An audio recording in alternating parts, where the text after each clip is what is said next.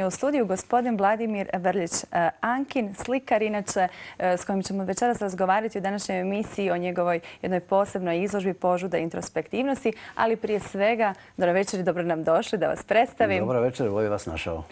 Prije nego li krenemo na naš razgovor o ovoj današnjoj temi, predlažem da pogledamo jedan prilog o gospodinu Ankinu.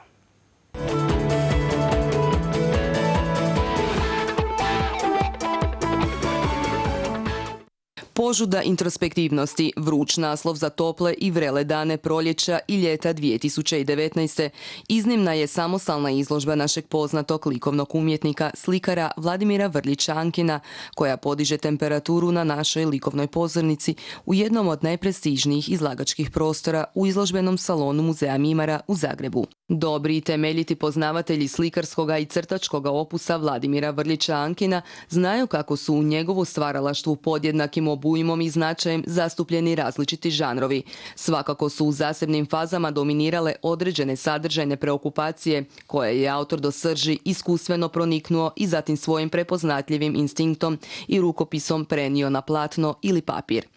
No ako uopće trebamo definirati neku dominantnu značajku, bit će to svakako njegovo naginjanje ekspresivnim tendencijama, rukopisom koji se kod Ankina od početka neprestano posve samorazumljivo profilira i nadograđuje, ovisno o odabranoj tematskoj okosnici.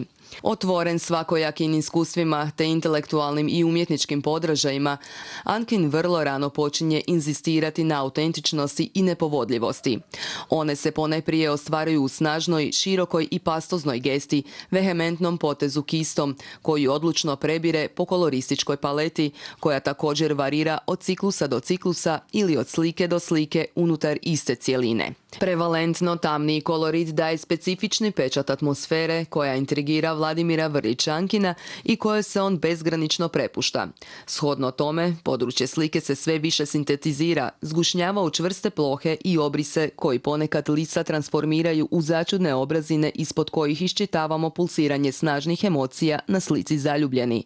I ponovno smo slobodni otkrivati moguće reference poput ekspresionističkih šetačica Berlinom u vrijeme Prvoga svjetskog rata, koje su mogući odjek pronašle u gibanju elongiranih vitkih figura na slici Ljubavni pohod. Požuda introspektivnosti zanimljiv je, provokativan i višeslojan naslov predgovora Barbare Vujanović za izložbu Vladimira Vrlića-Ankina, ako znamo da je introspekcija prije svega psihološka i filozofska kategorija koja označava samoopažanja ili opažanja, promatranje određenih procesa bilo kod pojedinaca, bilo u društvu općenito, kao i promatranje djelovanja vlastitog uma. Bez samoopažanja mi ne bismo ni razumjeli tuđe, pa čak ni svoje ponašanje. Čovjek je svjestan svojih doživljaja i u stanju je da ih opisuje bilo u trenutku samog doživljavanja ili naknadno u sjećanju. A riječi su često nedovoljne za opis doživljajnih okolnosti i osobitosti, privatne ili subjektivne, dostupne samo jednom promatraču. Ta vlastita promatranja ljudi oko sebe, svoje emocije i razmišljanja koje se mogu napisati na papir, u bilježnicu ili na nekom digitalnom pomagalu, Vladimir Vrlić-Ankin je pretvorio u svoj stav, u svoju priču koju nam donosi kroz veličanstvenu igru kista i boje u mediju slike. Priču u kojoj su tematski i formalno raznoliki slikarski ciklusi povezani zajedničkom sinteznom odrednicom, požudom introspektivnosti. Vladimir Vrlić-Ankin rođen je u Garčinu blizu Slavonskog Broda sredinom prošloga stoljeća. Pučku školu započeo u Rijeci, a završio u Sinju. Potom se školovao u sjemeništu Franjevačke klasične gimnazije u Sinju, a od 1971. do 1976. studirao je hrvatski jezik, književnost i filozofiju na Filozofskom fakultetu u Zagrebu. Nakon što je 1980. postao članom Zajednice umjetnika Hrvatske, svoje stečeno znanje i iskustvo usavršavao je na studijskom putovanju u Francuskoj, gdje je izlagao samostalno i skupno. Od 1991. Vladimir Vrlić-Ankin član je Hrvatskog društva likovnih umjetnika, a bio je i dragovoljac Domovinskog rata 1991-1992. godine. Živi i radi u Zagrebu, a osim slikarstvom bavi se i pedagoškim radom. Do neke nove izložbe, gospodine Vrliću.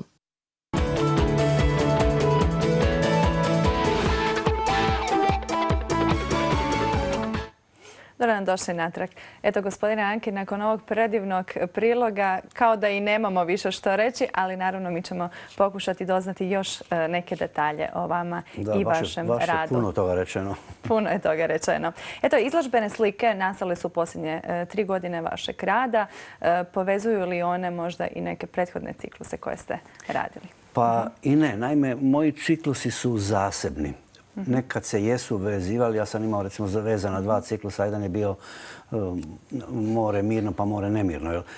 Bilo je tih vezivanja, ali u ovom slučaju možda bi mogla biti konotacija ka jednom bivšem ciklusu lica i naličja. Ali nije, ovaj ciklus je sam za sebe i zaista je zadnje 3 godine nastajao u nekakvom ispitivanju okoline oko ateljeja u kojoj sam ja živio, u društvu s kojima sam se susretao, s kojima sam se družio, kojima sam opažao. Dakle, recimo ja sam htio otuđene, osamljene i usamljene ljude prepoznati i na svoj način ih u ateljevu doživjeti. Dakle, ne moraju biti osamljeni. Oni mogu biti osamljeni, a da nisu sami. Mogu biti uronjeni u sebe. Mogu biti uronjeni u svoj posao. Recimo kipar, slikar, vrlo zanimljiva mi tema. Najobičniji svirač ulični sa svojim psom, on je uronjen u sebe i nikako nije usamljen. On jest osamljen, ali živi jedan život. Sad, to je recimo jedno traženje, ispitivanje.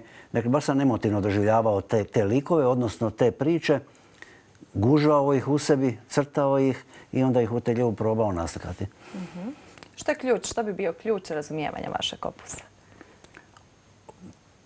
Pa osnovno bi bilo, ja se stalno tražim. Ja stalno tražim bolju sliku, ja stalno tražim bolji motiv. Pokušavam se recimo usavršavati, podižem si etičku ljestvicu relativno visoko. Mik Antić je rekao čemu služi nebo ako su nam ruke kratke. Dakle, stalno duže trebalo bi biti. Mislim da je svaki ciklus sve bolji i bolji. Ja se barem nadam. Odnosno, živim zato da na kraju života mogu reći naslikao sam sigurno barem jednu dobru sliku. To sigurno. Da, recimo, da, nije jedno umjetničko djelo. Ne usudim se reći da sam naslikao umjetničko djelo. Danas je sve umjetnost, sve su umjetnička djela. To je prestrašno, ali ja bih volio da mogu reći za sebe da sam jedno djelo umjetničko napravio u životu. Vrlo ste skromni. Eto, požuda introspektivnosti naziv je izložbe i ovako malo golica neku maštu. O čemu se zapravo radi? Kako biste to opisali? Ta požuda, to je moja unutarnja strast za motivima koje sam upravo sad rekao da ih radim. Dakle, ljudi u suvremenom svijetu nikad u životu nisu više razgovarali mobitelom. Stalno su s nekim i silno su osamljeni. Silno su usamljeni, silno su tužni. Naime, potreba za kućnim ljubimcem, a ne za prijateljem u birtiji. Potreba za uzgajanjem svog cvijeta, za divit se svom dijelu. To je stalno taj neki bijeg u nekakvu intimu, privatnu. Ja se nadam da sam ja baš upravo tu intimu tih osamljenih ljudi, nas, svih zajedno, koji smo posvećeni sebi i drugima i oni koji su u društvu, da sam taj intimitet tih ljudi dobio. I to je ta introspekcija koju sam ja doživio, vidio, skuhao u sebi i onda ju naslikao. Nadam se barem da sam to doživio onako na nivou kako sam ja to i zamislio. Mislite li da su se ljudi u današnje vrijeme malo otuđili jedni od drugih? Da, jesu se otuđili, ali to je potpuno normalno. Drugačiji je potpuno ritam života. Nije to nekakva loša otuđenost. Problem je u tome što ne pronalaze u trajnostima, ne pronalaze radost, nego u prolaznostima kratkotrajnim. I tu je ta tegoba. Znate, i tu su i mediji su tu strašno važni. Napravili su silnu nevolju. Znate, dogodila se jedna svjetska manipulacija medijima gdje je postala polje kvalitete, ljestvica vrijednosti. Sve se to zbrčkalo. Vrlo je važno da se objasni nekome da je nekakva zvijezda danas obukla tu i tu haljinu, ali nikoga nije briga da je neki svjetski umjetnik napravio neko veliko djelo. Dakle, ta vrijednost nije dobra. A u toj manipulaciji se događaju netalenti, traže svoj prostor, nalaze ga. To su manipulatori uglavnom, kojima je samo do nekakvog novčanog statusa i društvene ljestvice da se zna to sam ja, tu sam ja, mene se zna, mene se slika, mene se vidi. Zato se događa tolika količina umjetnosti, na polju umjetnosti, vica, trika, dosjetke. Nema velikog rada, nema ozbiljnog rada jer se i ne valorizira. I sami kažete da ste bar jedno umjetničko djelo želite napraviti u svom životu. Da.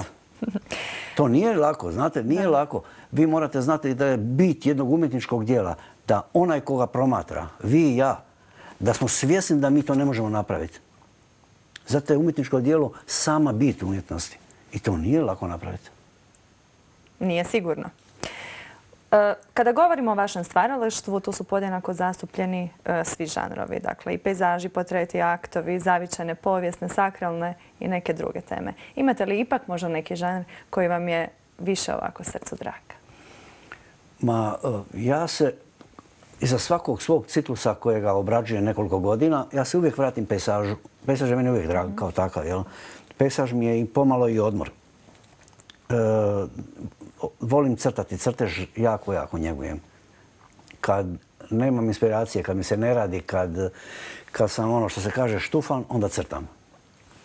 Ali, evo, ovo zadnji ciklus koji sam napravio, on mi je najdraži. Ali valjda sam tako rekao i za svakoga, pa ne znam.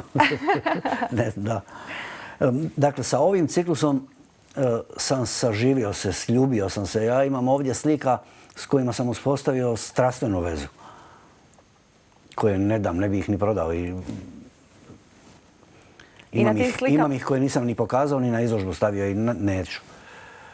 Držite ih ljubomorno za sebe samo? Da, imam nekoliko komada koje baš sam sebi ostavio. To su moji ljubimci. Kada gledamo vaše slike, ne štedite na bojama? Da, ja volim pastozno, volim gust namaz, vrlo ekspresivan, žestok, baš jedan žestok. Tu ja se rasmašem, boja, šprica, štrca na sve strane, to je, ali na taj način, zato napravim jedan motiv, jednu sliku 5, 6, 7 puta. Jer nema ispravljanja, to ide naglo. Naravno da su prethodno bile puno studija, puno crteža, odbacivanja, nadogradnje da bi se dobio nekakav motiv. Taj motiv može biti u nekoliko poza, ali on je uvijek s našom gestom, silnom gestom napravljen. Sad kad ste spomenuli motive, motiv žene u vašem stvaralaštvu, propitujete li i kroz motiv žene sebe? Da, naravno. Za mene je 50 godina žena i slikarstva. I naravno da propitkujem sebe i tekako se propitkujem i likovno i životno, ali žena je bila često moj motiv. Ja sam imao čak jedan veliki ciklus erotike. Bilo je jako puno motiva žena, a bilo je i drugih motiva, naravno. Ne mogu sad reći, bilo je nekih više, nekih manje. Bilo je toga. U Francuskoj sam imao isto jedan veliki motiv žene. Koji su vam još ovako motivi dragi? Pa portret sam uvijek volio, ali ne klasičan portret, nego tako recimo više jedan karakterni portret. To sam volio. Pejsaž sam rekao da sam ga često koristio u fazama, među fazama. Radio sam jedan veliki ciklus od 5 godina za 300-godišnjicu Sinjske alke na temu Sinjske alke, bitka pod Sinjem.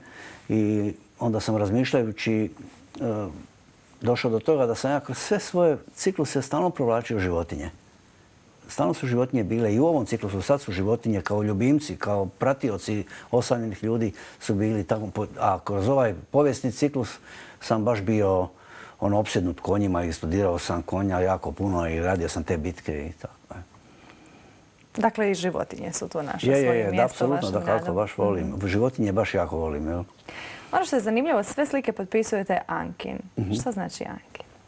Kad sam živio u Francuskoj, Francuzi nisu mogli izgovoriti moje prezime. Mislim, Boljik, a meni je majka Anka. I ja sam se napisao Ankin i ostalo je tako da je Ankin sin. Da, Ankin sin, jest. Što biste rekli, može li umjetnost danas popraviti našu svakodnevicu? Možda i našu svakodnevicu, emisiju? Ja mislim da ona to i čini redovito. Pa evo, mislim, zar nisam sad popravio malo? Jeste, naravno. Dakle, toliko smo zabetonirani, omeđeni tom politikom, tim sprolaznostima, da svaka situacija koja se tiče umjetnosti je neka mala drugačija situacija i malo oplemenjivanje, ja se nadam i uljepšavanje života. Ja mislim da kako da umjetnost itekako poboljšava i život i kvalitetu druženja i s umjetnošću nam je ljepše. Evo, to se slaže sama u potpunosti. Da. Mislite li da ima umjetnost još bolju i svjetliju budućnost ovdje kod nas? Pa ja sam siguran da ima i da je svaki dan sve bolje i vidi se na svjetskim razmjerima koliko se ulaže u umjetnost. Nažalost, kod nas ne. Naših manje od 0,5% ulaganja u umjetnost i evropskih 3,5% velika je razlika, ali popravit će se situacija i ovdje. Biće i ovdje, ja se nadam, bolje. Evo, s vašim lijepim željama završit ćemo i ovaj drugi dio današnje svakodnevice. Želim vam da i dalje uljepšavate ovaj svijet sa svojom umjetnošćom i naravno da nam dođete još koji put sa nekom novom izložbom i nekim novim djelima. Hvala lijepa. Hvala vama.